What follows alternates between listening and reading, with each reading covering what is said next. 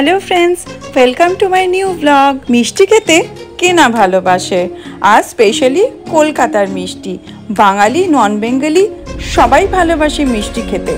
और आमार जेसब बंधुरा कलकातार बाइरे थाके एमनकि विदेशेও থাকে তারা সবসময় আমাকে এটাই প্রশ্ন করে, হ্যাঁ রে কলকাতা যাচ্ছি, মিষ্টি কোথা থেকে কেনা যায় বলতো, বা কোথা থেকে কিনে আনবো বলতো, ঠিকমতো প্যাকিং করে দেবে তো? তাদের সবার জন্য আজকে একটা জায়গায় আমি তোমাদেরকে নিয়ে এলাম। কলকাতায় যারা থাকো তারা অবশ্যই এই হাবটা সম্পর্কে জানো। এই ব্লগটা তাদের জন্য যারা কলকাতার বাইরে থাকো আর কলকাতার মিষ্টি ভীষণ মিস করো আর তারা এয়ারপোর্ট দিয়ে কলকাতার যাতায়াত করো। আমি তোমাদেরকে আজকে নিয়ে এসেছি কলকাতার মিষ্টি হাবে, যেখানে এক ছাদের নিচে তোমরা বিভিন্ন মিষ্টির দোকান, কলকাতার যে বিখ্যাত মিষ্টির দোকান রয়েছে সেই বিখ্যাত মিষ্টির দোকানগুলোর একটা করে স্টল পাবে। আর সেখানে পাবে কলকাতার বিখ্যাত মিষ্টি প্লাস মিষ্টি দই, রসগোল্লা, সন্দেশ, সমস্ত কিছু। তো দেখো আমি এসে গেছি মিষ্টি হাবের ভেতরে। এখানে কোন কোন দোকান আছে সেটাও তোমাদেরকে দেখিয়ে দিচ্ছি আমি। আর তোমরা যদি চাও যে এখানে তোমরা খাবে তো এখানেও তোমরা খেয়ে নিতে পারো আর প্যাকিং করে নিয়েও যেতে পারো। যদি কলকাতায় থাকো তাহলে তো কোনো অসুবিধা নেই। যদি তোমরা এয়ারপোর্ট হয়ে আসা যাওয়া করো সেক্ষেত্রে তোমরা একটু জিজ্ঞেস করে কেনাকাটা করবে, লাইক কোন মিষ্টিটা ক্যারি করা যাবে, কোনটা ক্যারি করা যাবে না, কোনটা কেবিন লাগেজে নেওয়া যাবে, কোনটা মেন লাগেজে নিতে হবে, সেগুলো সব ওরাই তোমাদেরকে ইনফরমেশন দিয়ে দেবে।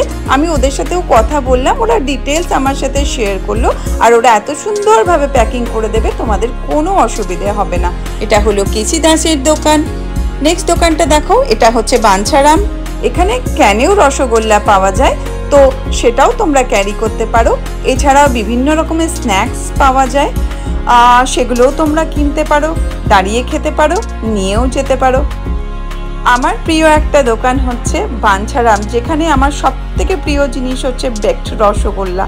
তো এখন এসেছি আমরা এখানে সিঙ্গারা কিনতে। আর হ্যাঁ, সিঙ্গারা স্পেশালিটি হচ্ছে এটা ঘি ভাজা সিঙ্গারা, ভেতরে আলুর পুর দেওয়া, পাতলা কোটি। আচ্ছা, আর একটা বেকড রসগোল্লাও নিয়ে নিতে পারো। আমরা বাঞ্ছারাম থেকে কিনলাম এক প্যাকেট চানাচুর আর বেকড রসগোল্লা আর হচ্ছে সিঙ্গারা। তো আমার ভীষণ প্রিয় এখানকার বেকড রসগোল্লা, যেটা তোমাদেরকে বলছিলাম। এবার আমি তোমাদেরকে বাকি দোকানগুলো ঘুরে দেখাচ্ছি। এই দেখো গুপ্তা ব্রাদার্স।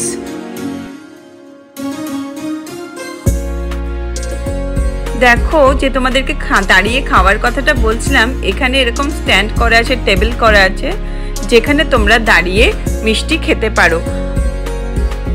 বাট বসার জায়গা ভেতরে কোনো নেই, সো বসে খাওয়ার কোনো অপশন নেই, দাঁড়িয়ে খেতে পারো। নেক্সট দোকান হচ্ছে বলরাম মল্লিক, তারপরে হচ্ছে গঙ্গুরাম। সবই তোমাদের খুব পরিচিত নাম। তারপরে হচ্ছে নলিন চন্দ্র দাসের দোকান, যিনি আমাদের বাংলার গৌরব, কারণ উনি রসগোল্লা তৈরি করেছিলেন। তোমরা সবাই বেঙ্গলি মুভি রসগোল্লা নিশ্চয়ই দেখেছো, নলিন চন্দ্র দাসের ওপর বানানো। দেখো, এটা হলো সুন্দরিনী সুইটসের স্টল। নেক্সট হচ্ছে মিঠাই, তারপরে হচ্ছে হলদিরাম,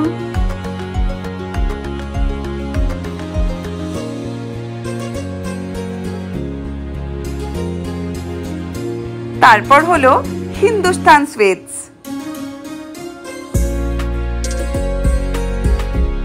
এবার চলে যাচ্ছি ভীমনাগের দোকানে, যেখানকার সন্দেশ খুব বিখ্যাত। আমরা সন্দেশ কিনলাম ভীমনাগ থেকে। একটা দোকানের কথা তোমাদেরকে বলা হয়নি, সেটা হচ্ছে সূর্যকুমার মোদকের দোকান। এখানে সেই দোকানের বিখ্যাত জলভরা সন্দেশের একটা সুন্দর মজার গল্প লেখা আছে, তোমরা পজ করে সেটা পড়ে নিতেও পারো। এই হচ্ছে সূর্যকুমার মোদকের দোকান। মিষ্টি হাবে আসলে কন্ট্রোল করা খুব মুশকিল, আমরা অনেকগুলো মিষ্টিও কিনে ফেললাম সূর্যকুমার মোদক থেকে, বাঞ্ছারাম থেকে আর হিমনাগের থেকে। দেখো কত সুন্দর ডেকোরেট করা, পুরোটা বাঙালিয়ানার একটা ছাপ, প্রত্যেকটা জিনিসের মধ্যে সুন্দর বাঙালিয়ানার ছাপ। এখানে আসলে তোমাদের খুব ভালো লাগবে, তার সাথে তো মিষ্টি খাওয়াটা থাকছেই, তাই নয় কি? তাহলে তোমাদেরকে আমি ঘুরে দেখালাম নিউ টাউনের মিষ্টি হাব। এটা এয়ারপোর্ট থেকে মাত্র 7 কিলোমিটার দূরত্বে।